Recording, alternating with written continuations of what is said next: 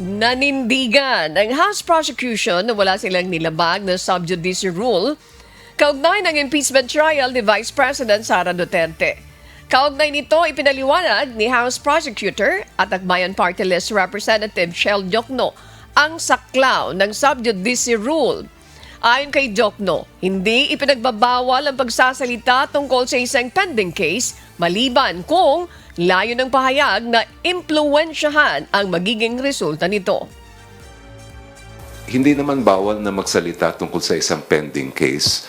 Ang mga desisyon ng Korte Suprema, klaro naman, sabing ganon, ang pinagbabawal lang yung any statements that are intended to influence the outcome of the case.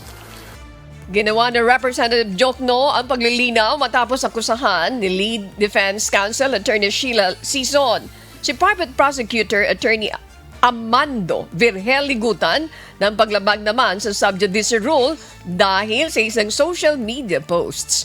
Paliwanag pa niya, hindi rin paglabag ang factual reporting ng mga nangyari sa hearing o pagpapaliwanag ng mga abogado sa legal principles at procedures. And as far as we are concerned, wala naman kaming nakikitang mga problema pagdating dyan. And I think that both sides should have that opportunity to speak about the case, basta't within the limits imposed by the law.